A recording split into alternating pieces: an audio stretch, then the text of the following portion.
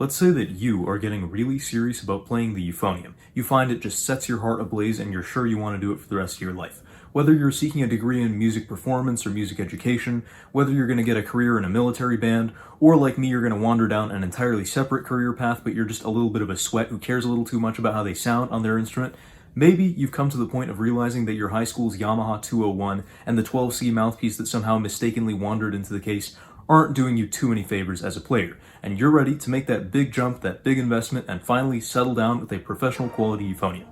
I hate to say it, but you could easily end up in the neighborhood of $7,000 to $10,000 US if you want something that's not beat to shreds. Today, we're going to talk about an instrument that retails a little under that, around the $5,000 ballpark, and understandably cheaper by a wide margin if acquired used, and we're going to see how it fares. Let's discuss. How's it going, everybody? Thanks for tuning into the Samuel Plays Brass channel. I'm your host, Sam, as per usual, and today I have to change things up just slightly.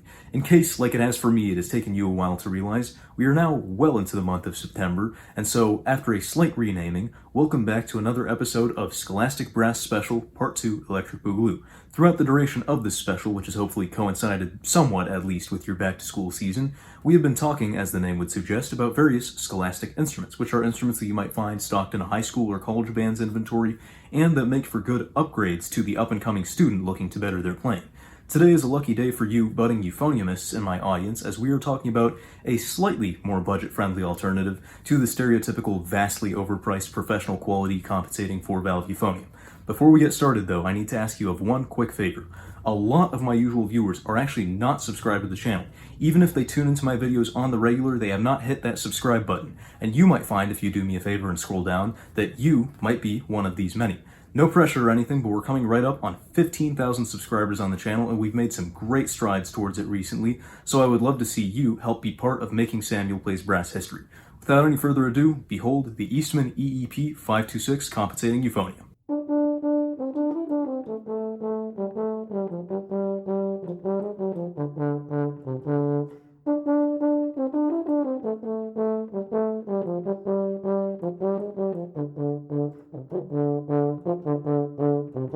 As mentioned, the 526 is built on a typical 4-valve compensating setup, that is to say 3 valves up top operated by the right hand and 1 on the side operated by the left, and this 4th valve can be locked down into place via this metal flap for ease of storage. The valves themselves are made from stainless steel with very quick and light and responsive action. I really like how the valves feel on this instrument compared to a lot of other euphonium valves which have felt sluggish and heavy and rather gummy to me, even with proper care.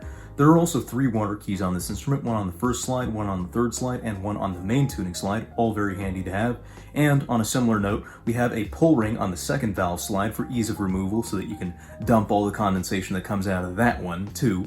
There's also a lyre holder on the first slide, which I've mentioned to my friend who owns the instrument, has a very large and weird looking screw. I don't know why they do that. That does seem to be the stock screw that comes with the instrument. Anyway, you happy, Daniel? I said it. Now, something arguably even stranger about the Eastman is not something that's readily apparent with the eyes. We have to dig a little deeper for this part.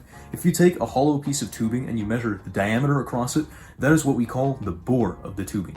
In the case of brass instruments, oftentimes we will measure the bore of the tubing at the valve section or the valve slides, and in the case of euphoniums, with a 3+1 setup, we actually have 2 distinct bore sizes, a smaller one up top in the first 3 valves, and a slightly larger one a little further down the road at the 4th valve.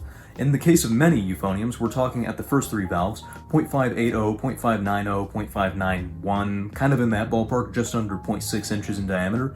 And then at the 4th valve, things have gotten a little bit bigger at 0.661 or 0.660 inches. Those are reasonably typical sizes in the industry from what I've seen.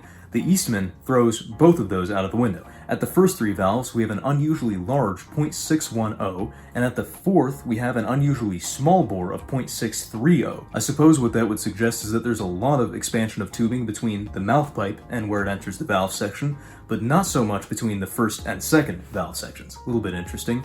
The instrument also features a much more typical 12-inch bell flare, and the bell is made from yellow brass. And as far as special features go, I think that just about wraps it up for the EEP526, so we'll talk more about how it plays now. Now, I found this to be a very easy playing and forgiving instrument, but it did differ in a couple slight ways from euphoniums that I'm more used to playing, so I did want to discuss that here. First of all, the articulations, the attacks on the Eastman were clearer by quite a wide margin and had more of a ringing quality to them than I am personally used to.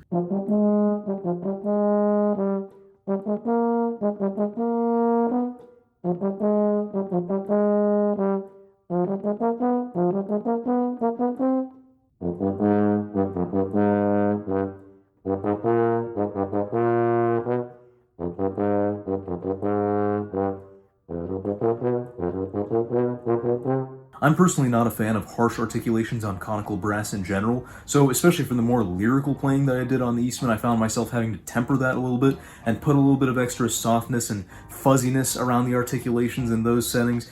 But nonetheless, it is very helpful to have that additional clarity in, for instance, a military band setting where you're playing a lot of light and quick and marchy sort of repertoire and you want those percussive solid attacks without too much effort. Now, something I noticed about the low fourth valve and pedal registers all the way down to the very bottom notes were that they were almost unusually open on the Eastman, which I love. I'm always playing down there on any euphonium I pick up, so having an instrument that facilitates that is a lot of fun for me. I think the slightly larger bore at the first three valves does help to put a little bit of extra meat on the bones or add a couple decibels to the sound down there, even if the fourth valve bore is a little bit smaller than I expected to see.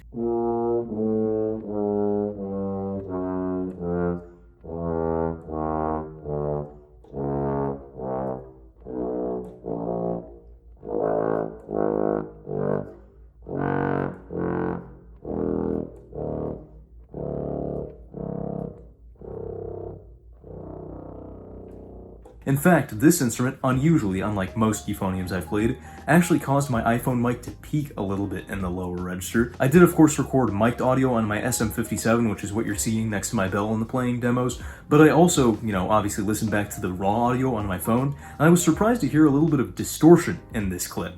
And that is pretty unusual because the equalizer on my phone mic is of course really annoying to deal with because it's constantly having to fluctuate, but it tends to do a very good job of eliminating enough noise that there's no distortion. But for whatever reason, the Eastman was making it distort a little bit. That is rare to come by and rather impressive, if I'm honest. Now, if you've seen my other euphonium reviews, you might happen to know that I have a lot of qualms about a lot of euphonium's intonation.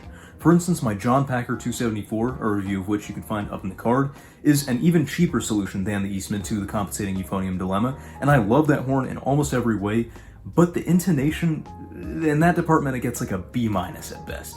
The Eastman, I would say, gets a B+. It's not bad. It has its iffy things. Some, middle and low register valve combinations tend sharp. The D partial tends flat like just about any brass instrument. And some of the higher register notes, this is a real euphonium feature that I don't like, will tend to sit a little bit flat even if they do slot nice and assertively on the Eastman.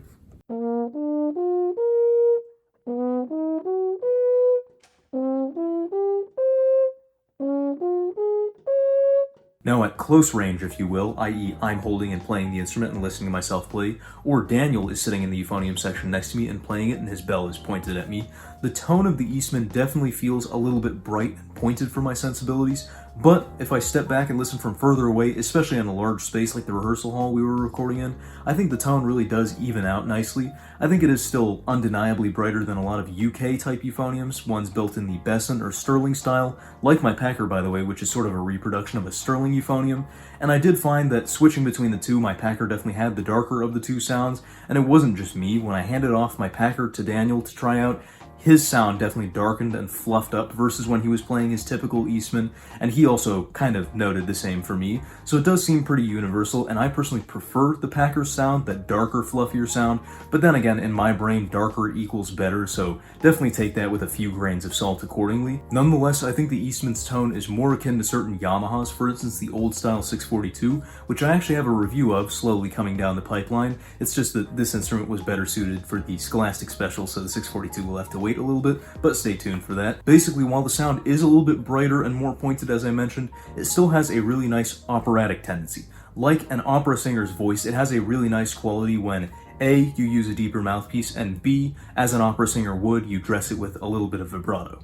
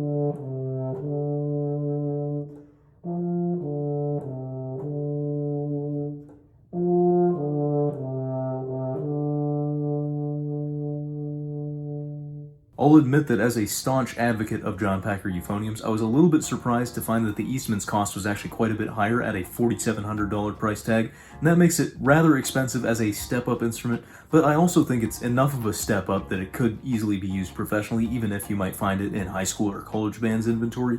It's a really fun horn to play that should serve just about anybody well. I think especially in military band and orchestral tenor tuba contexts is where it'll do best.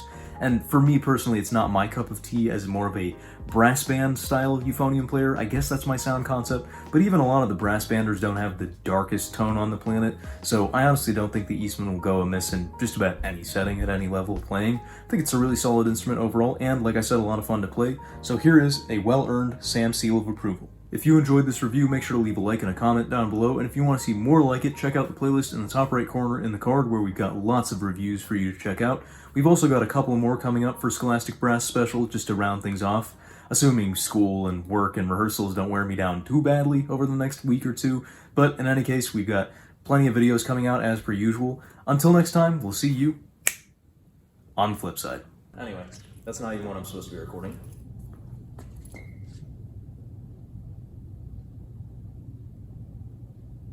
Hey, come on, record. Stupid. For all the high schoolers who are going to be wondering how it sounds on a pedal B, right? I think that's a lot of people. Yeah. You know what I really love, like more than professional quality euphoniums? Upstairs neighbors. Dude, shut up. Thanks for watching, everybody. If you want to support the creation of bigger and better content on the Samuel Plays Brass channel, have your name featured right here, and a whole host of other perks and benefits, then please consider pledging your support at patreon.com/SamuelPlaysBrass. For now, you can find more videos in the end screen cards to my left.